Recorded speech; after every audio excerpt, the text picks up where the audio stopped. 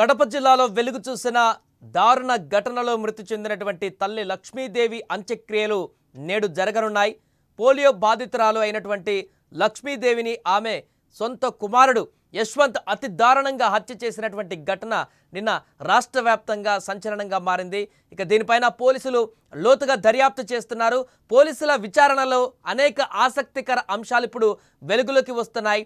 యశ్వంత్ చిన్నతనం నుంచే ఒంటరిగా పెరిగినట్లుగా తెలుస్తుంది. హైదరాబాద్లో కూడా ఒక్కడే రూమ్లో ఉంటున్నట్టుగా కూడా సమాచారం తెలుస్తుంది.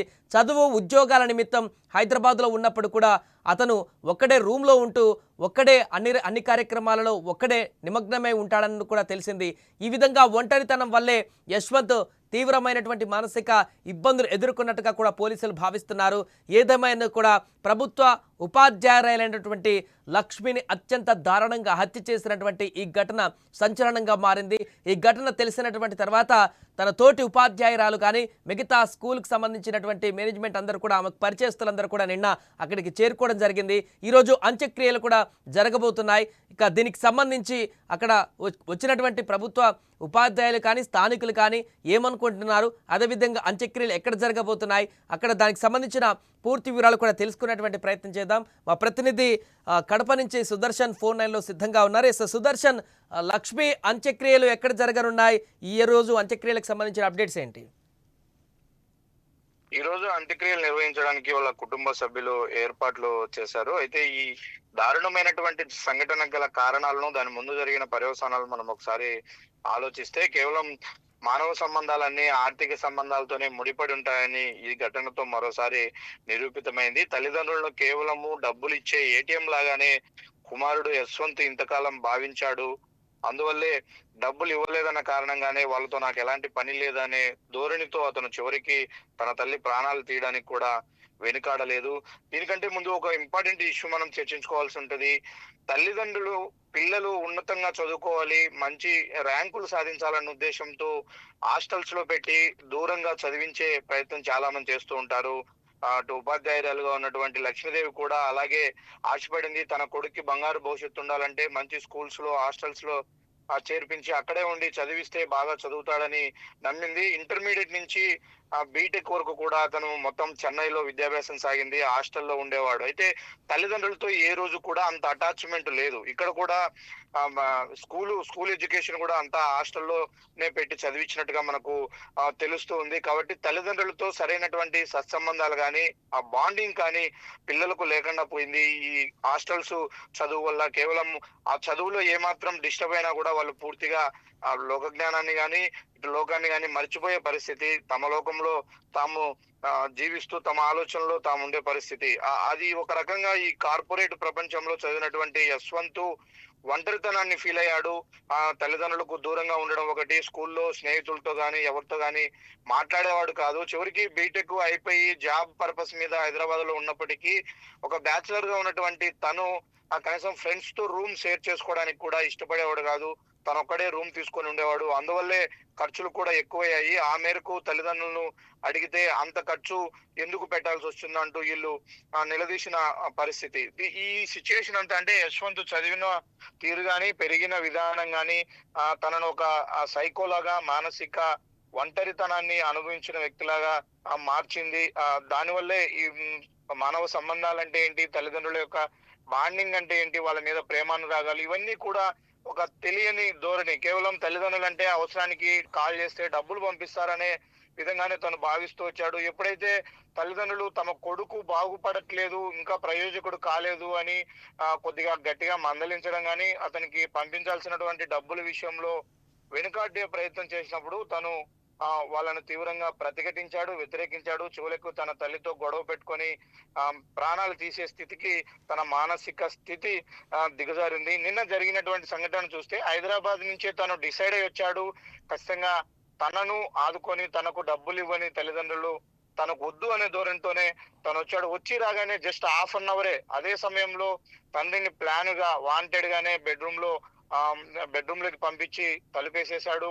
ఒక్కటే ఉన్నటువంటి తల్లి, అందులో ఆమె పోలియో వ్యాధిగ్రస్తురాలు, ఆమె ప్రతిఘటించే పరిస్థితి కూడా ఉండదు. దాంతోనే అతను ఆమెను అంత భయంకరంగా గొంతు కోసి చంపేసినటువంటి పరిస్థితి. ఇంకొక ఇంకొక ఘోరమైన సిచ్యుయేషన్ ఏంటంటే ఆమె కాలికి గాయమై ఈ మధ్య 3 నెలల పాటు ఆమె లాంగ్ లీవ్ పెట్టి స్కూల్ కూడా వెళ్ళకుండా పూర్తిగా బెడ్ రెస్ట్ లో ఉంది. కనిపించినటువంటి తల్లి మంచానికే పరిమితమై ఇబ్బందులు పడుతూ ఉంటే కూడా కనీసం పరామర్శించడానికి కూడా యశ్వంత్ ఒక్కరోజు కూడా రాలేదు అని వాళ్ళ బంధువులు చెప్తుంటే ఈ మాటలన్నీ వింటే కూడా అతనికి తల్లిదండ్రుల పట్ల ఎలాంటి అభిప్రాయం ఉంది, అసలు ఆ కొడుకు ఆ తల్లిదండ్రుల పట్ల ఎలాంటి బాండింగ్ ఉందనేది కూడా మనకు అర్థమవుతుంది.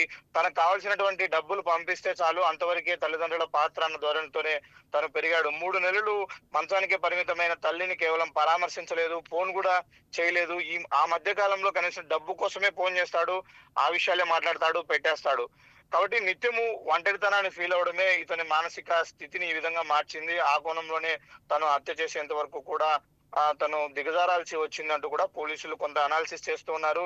అయితే ఓవరాల్ గా వీళ్ళ మధ్య జరిగినటువంటి కాన్వర్జేషన్ ఏముంది, ఈ డబ్బు పర్పస్ ఏనా లేకపోతే ఇంకేమైనా గొడవలు ఉన్నాయా, అసలు హైదరాబాద్ లో యశ్వంత్ లైఫ్ స్టైల్ ఎలా ఉండేది, అతని మీద ఎలాంటి విషయాలు ప్రభావితం చేసేటివి ఏంటి అనే కోణంలో కూడా పోలీసులు విచారణ చేస్తున్నారు. సైకాలజిస్టులు కూడా ఇది ఒక పెద్ద కేస్ స్టడీ లాగా మారింది. ఎందుకంటే 24 ఏళ్ళ వయసున్నటువంటి యువకుడు, అందులో ఒక్కగానొక కొడుకు, చిన్నప్పటి నుంచి అల్లారి ముద్దుగా పెంచారు. తమ ఆశలన్నీ కూడా ఆ కొడుకు పైన పెట్టుకున్నారు. వాళ్ళు సంపాదించే ప్రతి రూపాయి రేపు ఎవరు అవునన్నా కాదన్నా ఆ కొడుకుకే చెందుతుంది. అలాంటి సిచ్యుయేషన్, ఈ పరిస్థితులన్నీ తెలుసుకోకుండా యశ్వంత్ కేవలము 1 నెలకు సరిపడే డబ్బులు ఇవ్వలేదన్న కారణంగా ఏకంగా తల్లినే హతమార్చే స్థాయికి వెళ్ళాడంటే ఇంకేమైనా కారణాలు ఉన్నాయన్న కోణంలో కూడా పోలీసులు విచారణ చేస్తున్నారు. ఇందులో ఇంకొక చర్చించుకోవాల్సినటువంటి విషయం, ఆమె పోలియో వ్యాధిగ్రస్తురాలు అయినప్పటికీ జాబ్ చేస్తుంది, గవర్నమెంట్ జాబ్, కుటుంబాన్ని ఆమె పోషించేది.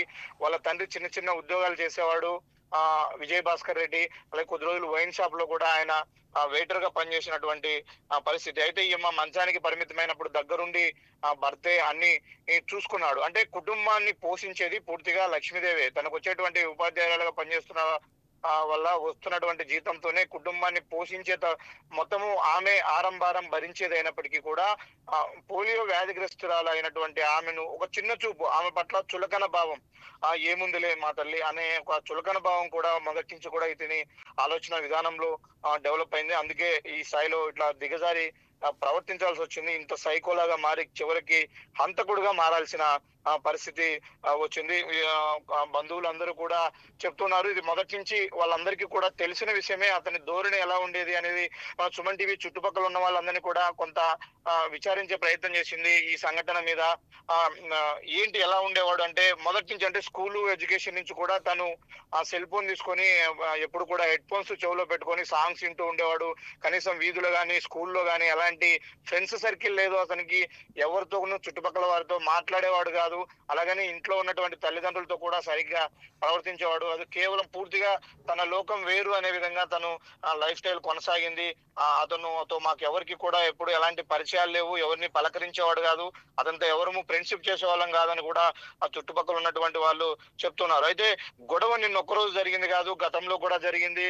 తల్లిదండ్రులు డబ్బులు ఎప్పుడు ఇవ్వకపోయినా, తన మాట తను కోరిన కోరికలు ఎప్పుడు తీర్చకపోయినా కూడా, తను కోరినోటి కొనివ్వకపోయినా కూడా గొడవ చేసేవాడు. అప్పుడు కూడా అరుచుకునే వాళ్ళు, ఆ అరుపులు మాకు బయటికి వినిపించేవనే కూడా చుట్టుపక్కల వాళ్ళు చెప్తున్న పరిస్థితి. అయితే ఇంత విధంగా హత్య చేసే స్థాయికి వెళ్తాడని మేము ఊహించలేదని వాళ్ళు కూడా ఒక్కసారిగా షాక్ అవుతున్న పరిస్థితి కనిపిస్తుంది. Right, thank you Sudarshan. So మొత్తానికి అది యశ్వంత్ అక్కడ విజువల్స్లో మనకు కనిపిస్తుంది. తల్లిని చంపిన తర్వాత అతను ముఖంలో ఎలాంటి బాధ కానీ బెరుకు కానీ చూడండి. పోలీసులు తీసుకువెళ్తున్నటువంటి సందర్భంలో కూడా నాకేమీ పట్టనట్టుగా, నాకేం తెలియనట్టుగా, అసలు ఏంటో ఈ ప్రపంచం నాకు సంబంధం లేదన్నట్టుగా అతని ముఖంలో ఉన్నటువంటి ఎక్స్ప్రెషన్స్ చూస్తేనే అర్థమవుతుంది ఎంత క్రుయాలిటీగా అతను మారిపోయాడో, ఎంత రాక్షసత్వంతో కూడుకున్నటువంటి బ్రెయిన్ అతనికి తయారైపోయిందో అర్థమైపోతుంది. ఇంత దారుణమైనటువంటి స్థితిలో ఉన్నాడు కాబట్టే సొంత తల్లిని అత్యంత కిరాతకంగా ఇంట్లోనే కత్తితో మెడకూసి చంపేసి ఆ తర్వాత మళ్ళీ ఏమి తెలవనట్టు అదే ఇంట్లో పోలీసులు వచ్చేంతసేపు కూడా అదే ఇంట్లో హెడ్ ఫోన్స్ పెట్టుకొని కూర్చొని పాటలేంటూ వెకిలి నవ్వుతూ అక్కడ కూర్చొని తన పని తాను చేసుకుంటున్నాడంటే ఎంత దుర్మార్గంగా అతని వ్యవహార శైలి ఉంది, ఎంత రాక్షసంగా అతని మెంటాలిటీ ఉందనేది అర్థం చేసుకోవచ్చు. ఏదేమైనా కూడా కడపలో జరిగినటువంటి ఈ యొక్క దారుణ ఘటన ఇప్పుడు రాష్ట్ర వ్యాప్తంగా కూడా సంచలనంగా మారింది. ఎంతో మందిని ఇప్పుడు ఆలోచనలో పడేసింది. తల్లిదండ్రులు, కొడుకులు, కుమారులు, బిడ్డల పట్ల ఉన్నటువంటి తాజా పరిస్థితులకు అద్దం పడుతుంది. ఇప్పుడు సాంకేతిక రంగంలో అభివృద్ధి చెందుతున్నటువంటి సాంకేతిక పరిజ్ఞానాన్ని ఏ రకంగా మలుచుకుంటూ ఇక్కడ ఉన్నటువంటి బంధాలను, అనుబంధాలను పూర్తిగా మర్చిపోతూ పెడదోవ పడుతున్నటువంటి యువతకు అద్దం పడుతుంది ఇలాంటి ఘటన. అందుకే పూర్తిగా చాలా కాలం నుంచి పెద్దలు చెప్తున్నారు, పిల్లలకు నేర్పవలసింది బంధాలు, అనుబంధాలు, బంధుత్వాలు. కానీ ఇదేదో టెక్నాలజీ ఊబిలో పడి వారిని ఒక రోబోటిక్గా రెడీమేడ్గా తయారు చేసేటువంటి పరిస్థితులకు తీసుకువెళ్ళకూడదంటూ కూడా చెప్తున్నారు. ఏదేమైనా కూడా ఈరోజు నిన్న జరిగినటువంటి దారుణ ఘటన ఈరోజు లక్ష్మి అంత్యక్రియలు కూడా జరగబోతున్నాయి. ఈ యొక్క ఘటన పట్ల అక్కడ స్థానికులే కాదు రాష్ట్ర వ్యాప్తంగా కూడా 2 తెలుగు రాష్ట్రాల్లో కూడా చర్చ కొనసాగుతుంది. కన్న కొడుకే తల్లిని ఇంత దారుణంగా హత్య చేస్తాడు, అది కూడా ఉన్నతమైనటువంటి స్థితిలో ఉన్నటువంటి తల్లి. అదేవిధంగా కొడుకు కూడా బీటెక్ కంప్లీట్ చేసి ఉద్యోగరీత్యం అక్కడ ట్రై చేస్తున్నటువంటి వ్యక్తి, హైదరాబాద్లో ఉద్యోగం కోసం అన్వేషిస్తున్నటువంటి వ్యక్తి. ఎడ్యుకేటెడ్గా ఉన్నారు అంతా కూడా. ఆమె ప్రభుత్వ ఉపాధ్యాయురాలుగా ఉన్నారు. 10 మందికి టీచింగ్ చేస్తూ పిల్లలని రేపటి పౌరులుగా తీర్చిదిద్దేటువంటి వృత్తిలో ఉన్నారు. అలాంటి ఆ తల్లిని ఇతను బీటెక్ కంప్లీట్ చేసి అన్నీ తెలుసుకున్నటువంటి వ్యక్తి, ఎడ్యుకేటెడ్గా ఉన్నటువంటి వ్యక్తి తల్లిని అత్యంత దారుణంగా హత్య చేయడం అనేది అక్కడ ఎవరు కూడా దీన్ని జీర్ణించుకోలేకపోతున్నారు. ఇంత దుర్మార్గమైనటువంటి ఆలోచనకు ఎందుకు పూనుకున్నాడు? అతను మానసిక స్థితే ప్రాబ్లమా, లేకుంటే నిజంగానే రాక్షసుడిగా మారిపోయాడా? దీనంతటి కూడా పోలీసుల విచారణలో అయితే బయటకు వచ్చేటువంటి అవకాశం ఉంది.